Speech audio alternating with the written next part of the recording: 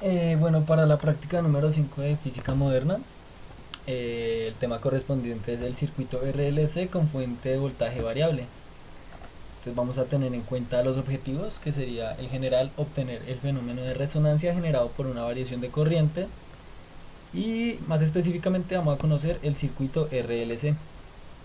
Para ayudarnos con la explicación del circuito RLC vamos a tomar la simulación bajada de la plataforma de PET, la cual nos ofrece pues distintos simuladores. En este caso tenemos uno que nos ayuda a ver cómo es las gráficas y igual los valores de voltaje y corriente en distintos montajes de circuitos. Vale, para la práctica vamos a manejar un circuito RLC en serie, el cual tiene una fuente de voltaje alterna, la cual se le puede asignar un voltaje, una frecuencia, la resistencia.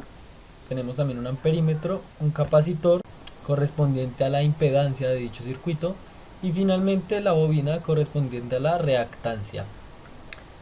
Eh, bueno, inicialmente hay que decir que este circuito no tiene valores estables para cada instante de tiempo, sino que este va a variar en función de dicho tiempo.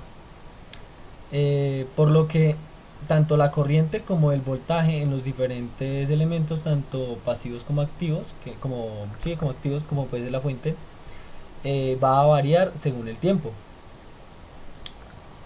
Como vemos, el voltaje va a ser distinto en los diferentes elementos, el cual igualmente, como pasa en DC, tiene que cumplir la segunda ley de Kirchhoff, la ley de tensiones, y la suma de los voltajes tiene que ser igual, bueno, el voltaje de entrada igual al de voltaje de salida, o el voltaje, la suma de voltajes tiene que ser igual a cero en un lazo cerrado.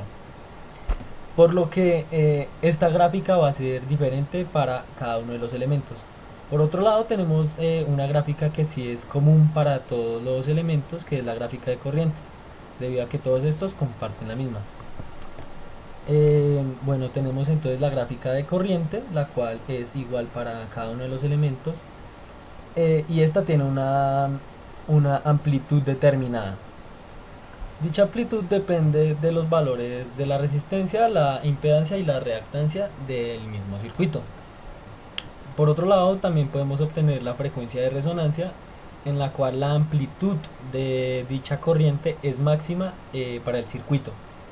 Esta se da cuando la reactancia es igual a la impedancia. Bueno, por acá coloco la fórmula de dicha frecuencia de resonancia.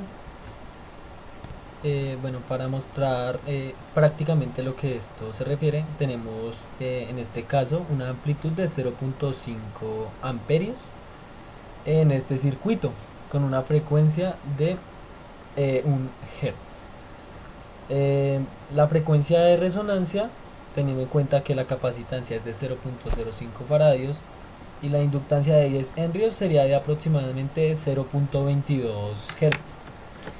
Entonces acá, para observar este cambio, colocamos el valor de 0.22 Hz en el circuito, y vamos a obtener que inicialmente la corriente sufre un cambio en su amplitud. Acá podemos ver también el valor, los picos que este obtiene respecto a su corriente, la cual cambió de 0.5 amperios a 2, casi hasta 3 amperios con dicha resonancia. También podemos observar algo en los voltajes. Por ejemplo, acá tenemos un voltaje este es pico de 30 voltios. Y podemos observar que incluso algunos valores, tanto en la capacitancia como en la bobina, en el capacitor como en la bobina, obtienen unos valores más altos a el valor de dicho voltaje. Acá podemos ver que dichos voltajes superan esos 30 voltios pico.